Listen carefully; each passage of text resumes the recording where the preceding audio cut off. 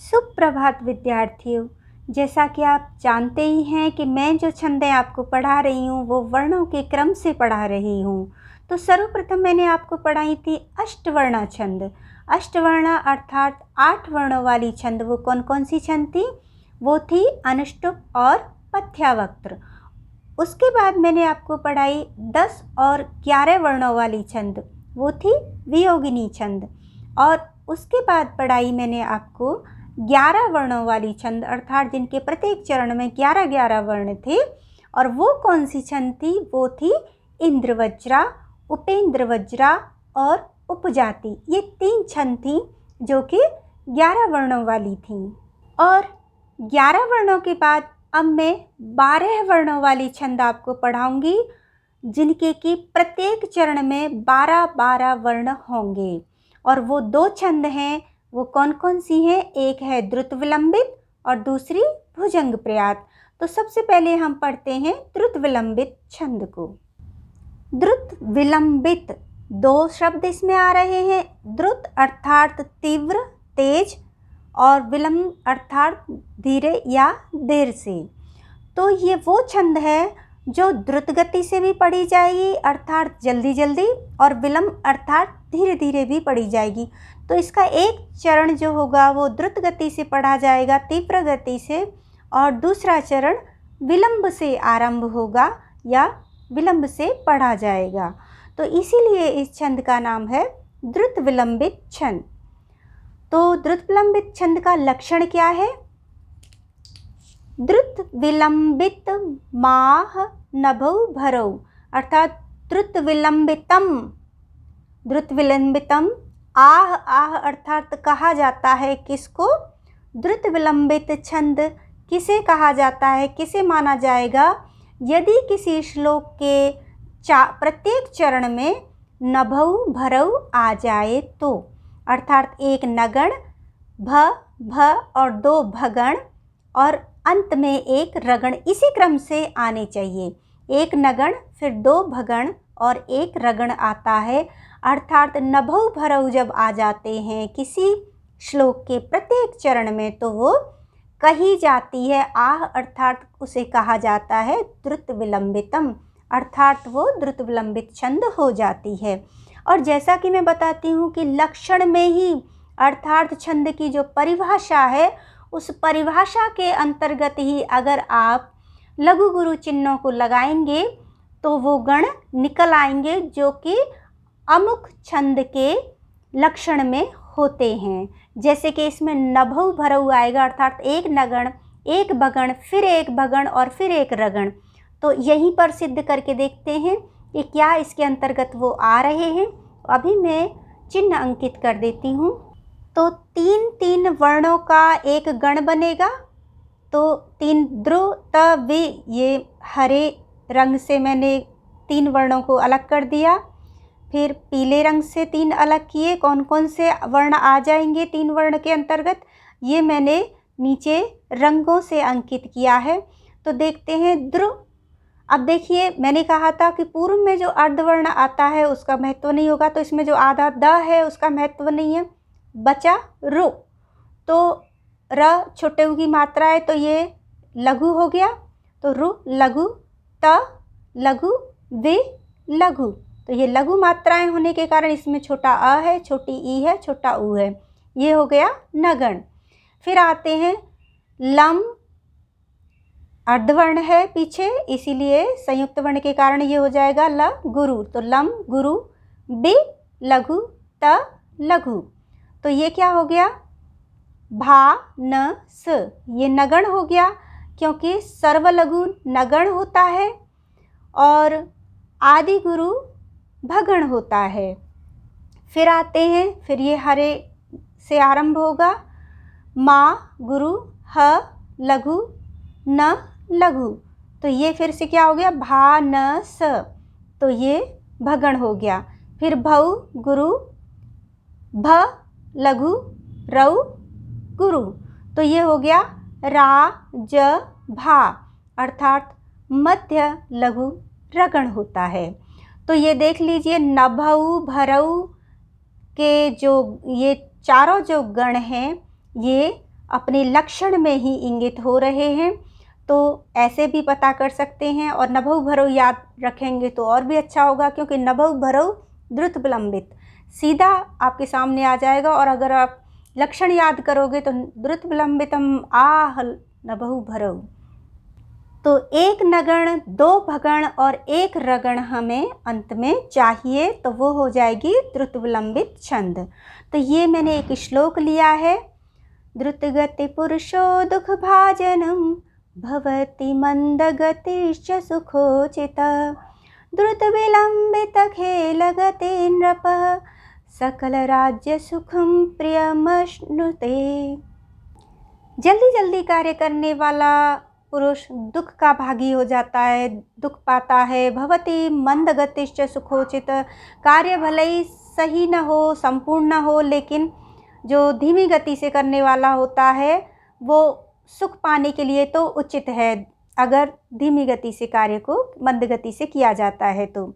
और द्रुत विलंबित खेल गति नरप, अर्थात द्रुत विलंबित यानी कि शीघ्रता से और धीरे धीरे कार्य को किया जाना राजा के खेल की भांति होता है। जैसे शिकार करते समय आवश्यकता अनुसार राजा कभी तीव्र गति से अपने घोड़े को, अश्व को, रथ को दौड़ाता है और कभी आवश्यकता अनुसार धीमी गति से। तो यहाँ पर कहने का तात्पर्य यह है कि आवश्यकता के अनुसार अपनी गति से, कि कब हमें तीव्र गति से करना है और कब मंद गति से करना है।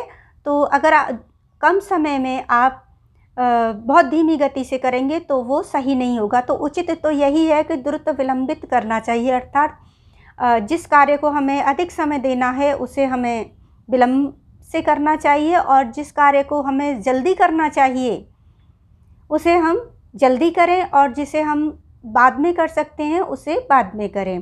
तो इस तरह से जो शिकार करने वाले राजा की भांति द्रुत विलंबित गति से जब कार्य को करते हैं, तो ऐसे जिस तरह से वो राजा समस्त अपने राज्य को इस प्रकार से जो कार्य करता है वो सुख प्रदान करता है, उसी प्रकार से मनुष्य को द्रुत विलंबित रूप से कार्य को करना चाहिए। अर्थात जिसे शीघ्र करना है, जल्दी करना है, उसे जल्दी करना चाहिए, और जिसके लिए अभी समय है या जिसे धीरे धीरे किया जा सकता है उसे धीरे करना चाहिए।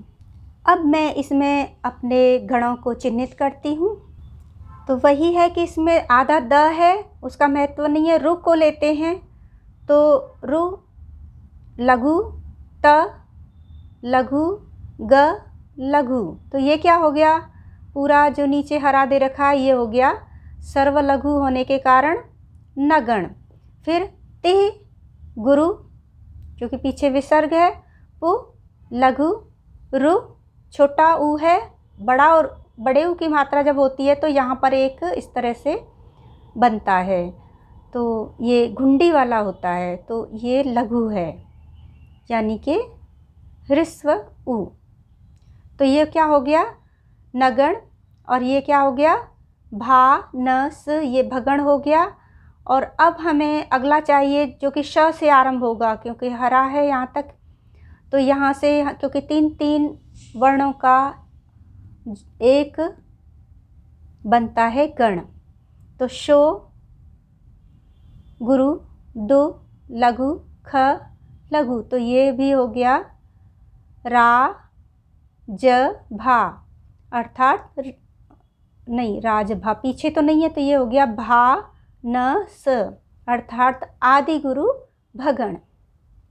फिर से आते हैं, क्या क्या चाहिए हमें इसमें, नभौ भरौ, तो नगण हो गया, भौ अर्थात दो भगण चाहिए, तो भौ भ, ये देखिए इस तरह से दिया है, इसको देखिए नभौ, क्योंकि नगण और भगण एक साथ किया है तो अंत में द्विवचन लगा दिया। फिर भरौ किया तो दो ये चाहिए हमें भगण और रगण, तो अंत में द्विवचन लगा दिया, और अर्थात मतलब वही है कि नगण भगण भगण रगण, तो बीच में दो भगण, पहले एक नगण और बाद में एक रगण। तो अब ये पीले में रगण आएगा, रा ज, और पीछे हलंत वाला माँ यानी कि आधा माँ है, तो ये भी न जो है वो गुरु हो जाएगा, तो ये हो गया रगण। इसी तरह से सभी में होंगे, मैं इंगित कर देती हूँ। अब मैंने सभी गणों को चिन्हित कर दिया है। दूसरी पंक्ति में देखिए, भ व ति तीनों ही लघु हैं, किसी में भी बड़ी दीर्घ मात्रा नहीं है, गुरु नहीं है, तो ये नगण आ गया। फिर मन गुरु, गुरु द लघु ग लघु, तो ये क्या हो गया, भा न स। फिर तिश गुरु च लघु सु लघु, ये क्या हो गया, भा न स। खो गुरु चि लघु तह गुरु, ये क्या हो गया, रा ज भा। अगली लाइन पे आ जाइए, द्रुतवे, ये तीनों ही लघु हैं, रु लघु त लघु वे लघु, तो ये नगण हो गया। लम गुरु बि लघु त लघु, ये क्या हो गया, भा न स।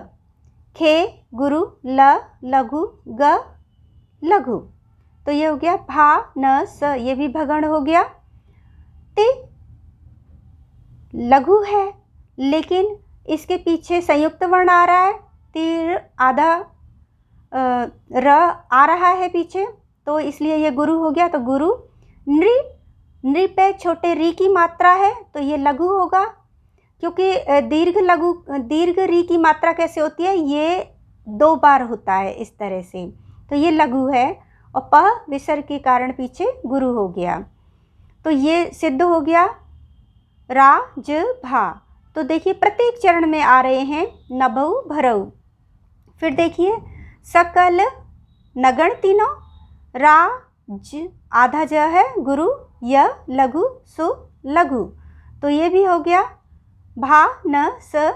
इसी तरह से खम गुरु प्रि लघु, प्रि में संयुक्त वर्ण है, फिर भी हमने लघु किया। क्यों किया, क्योंकि इसका जो प है वो तो खम को ही गुरु कर रहा है ना, गुरु को ही गुरु कर रहा है, तो ये केवल रि, र में छोटी की मात्रा बची है, तो रि लघु और य लघु, तो ये क्या हो गया फिर से, भा न स। म, लेकिन पीछे आधा श है, तो मश गुरु नु लघु ते गुरु। तो इस प्रकार से ये पूरा ही श्लोक जो है वो द्रुत विलंबित छंद में कहा गया है, क्योंकि इसके प्रत्येक चरण में न भ भ न भऊ भ रऊ 2 भगण है बीच में, पहले एक नगण है फिर एक रगण है। प्रत्येक चरण में ये छंद सिद्ध हो रहा है। अब मैं आपको दूसरे छंद के विषय में बताऊंगी, जो कि उसी तरह से जैसे द्रुत विलंबित 12 वर्ण का था, ये भी 12 वर्ण का है और ये भुजंग प्रयात छंद है। अब इसको आप बहुत ही आसानी से समझिए। भुजंग का अर्थ क्या है, सर्प, सांप, और प्रयात अर्थात चलता है, चलना। सांप का चलना कैसा होता है, आपने कभी देखा होगा कि सांप कि अपनी गति नहीं बदलता, वो एक ही तरीके से चलता है, चाहे वो तीव्र चले चाहे वो मध्य या धीमी गति से चले, उसकी चाल हमेशा इस तरह से होती है। ये देखिए वो इसी तरह से चलता है, ठीक है। तो इसीलिए एक ही समान चल रहा है ना, बस इसी तरह से ऊपर नीचे जा रहा है। इसीलिए इस छंद में एक ही तरह के जो गण है वो आएंगे, एक ही गण आएगा, चारों चरणों में एक ही गण आएगा, अर्थात अनेक गण नहीं आएंगे। जैसे कि द्रुत विलंबित में क्या आ रहे थे, नगण आ रहा था, भगण आ रहा था, फिर भगण आ रहा था, फिर रगण आ रहा था, लेकिन यहाँ पर केवल एक ही गण आएगा और प्रत्येक चरण में आएगा। पूरी की पूरी लाइन में, पूरे चरण में जितनी बार भी आएगा केवल एक ही गण आएगा। और वो गण कौन सा आएगा, तो इसको आप लक्षण में समझिए। भुजंग प्रयातम चतुर्भि यकारई, भुजंग प्रयातम चतुर्भि यकारई, यकार अर्थात चारों ही चरणों में जब यकार आ जाए, यकार से आरंभ होने वाला गण आ रहा हो बार बार, तो उस छंद को हम भुजंग प्रयात छंद कहते हैं। यकार से तात्पर्य क्या है, य, और य से आरंभ होने वाला गण कौन सा है, यगण। यगण में क्या क्या आता है, एक लघु वर्ण और 2 गुरु वर्ण। यमाता आ रहा है ना, यमाता राजभान सलगा, यानी कि प्रथम लघु जिसमें होता है वो होता है यगण। तो प्रत्येक लाइन में, प्रत्येक चरण में बार बार केवल यगण ही आ रहा होगा। चतुर्भी यकार, यानी कि चारों ही चरणों में केवल यकार से आरंभ होने वाला अर्थात यगण ही यगण आ रहा है पूरे में, तो समझ लीजिए कि वो भुजंग प्रयात छंद है। अब हमेशा की तरह मैं कहूँगी कि आप लक्षण में ही सिद्ध करके देख लो। ये जो परिभाषा है केवल एक लाइन की है, क्या इसमें बार बार यगण आ रहा है? तो करके देखते हैं। भू लघु जंग गुरु गप, क्योंकि ये संयुक्त वर्ण आ रहा है ग के बाद, मैंने बताया था नीचे जो लटका होता है वो पूरा होता है और अंग जो है वो आधा है, तो इसको गुरु किया। ग बचा तो ग में आधा प मिला तो ये भी गुरु हो गया। ठीक है, तो ये क्या हो गया? य माता, तो ये तो हो गया यगण सिद्ध।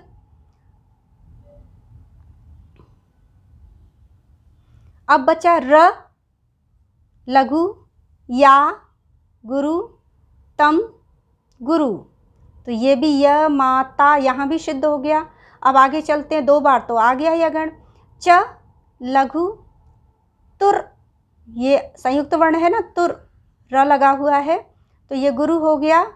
और फिर बचा भ, तो भिर, क्योंकि यकार के ऊपर भी र आ रहा है तो इसलिए यकार जो है वो भी संयुक्त वर्ण है तो ये भी हो जाएगा गुरु। तो य माता यहाँ तक तो आ गया। फिर बचा य, क्योंकि इस र से तो हमने भ को गुरु किया, इस र से हमने तू को गुरु किया। अब आते हैं य लघु का गुरु। और अब आप देख लीजिए चारों ही चरणों में, और चारों ही यानी कि 4 गण आ रहे हैं और वो चारों ही यकार से आरंभ होने वाले हैं अर्थात यगण हैं। यमाता यमाता यमाता यमाता, यानी कि यगण यगण प्रत्येक चरण में, चारों ही चरण होंगे किसी भी श्लोक के और चारों ही चरण में 4 यकार से आरंभ होने वाले यानी कि यगण ही आएंगे और कोई दूसरा गण आएगा ही नहीं। यूँ तो भुजंग प्रयात के बहुत सारे श्लोक मिल जाएंगे, लेकिन कभी आपने ध्यान दिया है कि जो रुद्राष्टक है, जो लगभग सभी को आता होगा, सभी सुनते होंगे, बोलते होंगे, वो पूरा का पूरा आप आगे तक बोलकर देख लीजिएगा। मैं केवल इसके 4 चरण ही बोलूँगी, तो इसके चारों चरणों में सिद्ध करूँगी, तो आप पूरा बोलकर देखना, पूरे को सिद्ध करना। आपके पास पुस्तक हो वहाँ से मिल जाएगा, अन्यथा आप नेट से लीजिए और फिर उसकी सिद्धि कीजिए कि उसमें भुजंग प्रयात छंद पूरे में है कि नहीं। तो ये रुद्राष्टक मैं बोलकर बता रही हूँ। नमामि शमीशान निर्वाण रूपम विभुं व्यापकं ब्रह्म वेद स्वरूपम अजं निर्गुणं निर्विकल्पं निरीहं चिदाकाशमाकाशवासं भजेऽहं निराकारं ओंकारकमूलं तुरीयं गिराज्ञानगोतीतमीशं गिरीशं करालं महाकालकालं कृपालं गुणासार संसार पारं नतोऽहं तुषारादृशकाश गौरं गंभीरं मनोभूतकोटिप्रभाषे शरीरं स्फुरन्मौलि। चलिए, मैंने अभी पूरा, ये बहुत बड़ा है लेकिन मैं यहाँ केवल 4 पंक्तियों को, 4 चरणों को ही सिद्ध कर रही हूँ। देखते हैं कि ये पूरा का पूरा जो रुद्राष्टक है क्या वो भुजंग प्रयात में ही लिखा हुआ है।